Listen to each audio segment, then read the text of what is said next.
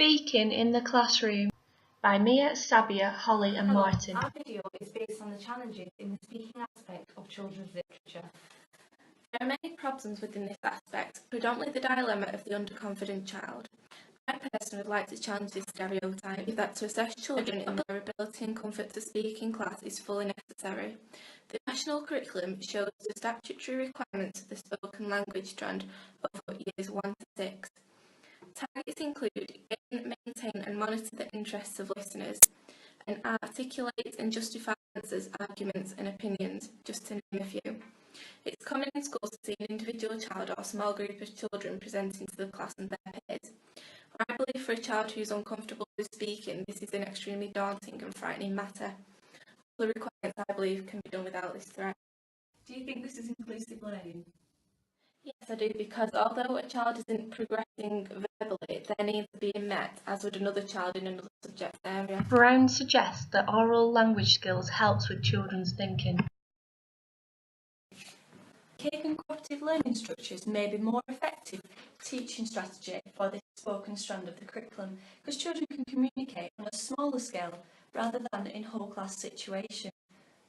For example, mixed ability group discussions in which everyone has a role, is accountable and works together for the same purpose. Slavin states that cooperative learning improves social understanding and increases motivation. However, it is important to note that cooperative learning depends upon the willingness of the pupils to work together and the classroom ethos. Dialogic teaching. Exploratory talk.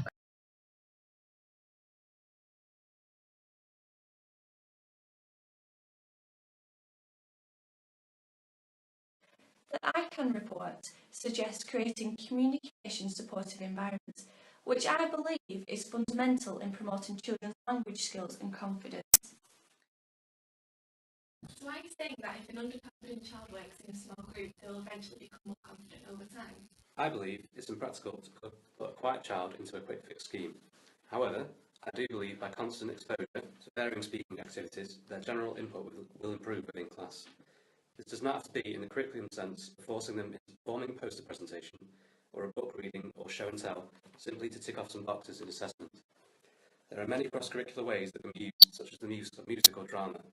By providing activities that still offer speaking opportunities, such as singing songs, playing a small role, you as the teacher can gradually sow the seed for that child speaking, and over time they will begin to come more out of their shell. As well as teachers providing different opportunities, it is also crucial for parents to provide constant conversational triggers. A child's primary socialisation, when they are only with their parents, greatly affects what level they will be at when they get to school, and from personal experience and observations, it's the children whose parents obviously engage their children at home with rich conversations that have the higher level of speaking already. Linked to this level of input from parents and teachers is the theory of Minkowski. He noted that those who were punished for talking too much in school or at home at a young age would come to expect negative outcomes from communicating. As a result, when required to speak to others, they would experience fear and would subsequently avoid future speaking situations.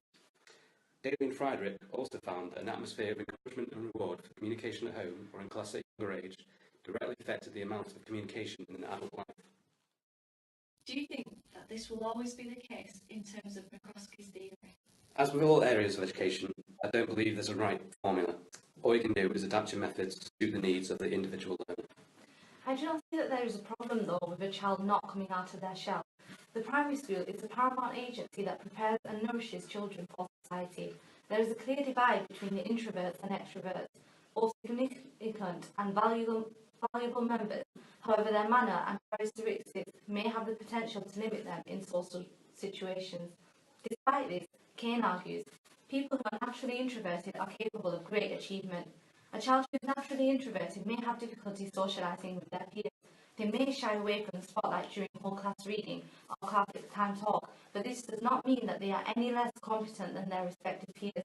Instead of undermining them due to their lack of speech, we must celebrate their achievements and consider ways in which we can courteously assist them in developing their confidence.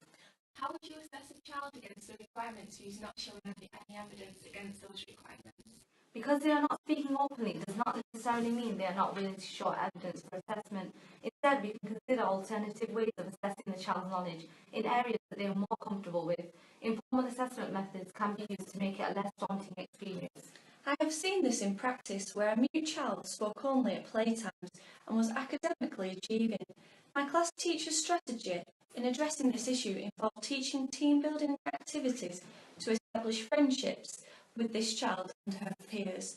Team-building activities can help socially marginalised pupils become more recognised by their peer group.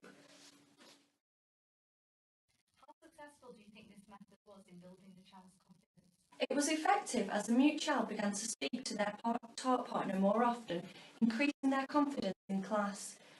We have only covered a small aspect of the speaking strand of the curriculum, and through our discussion, many other questions have arisen. Thank you for listening.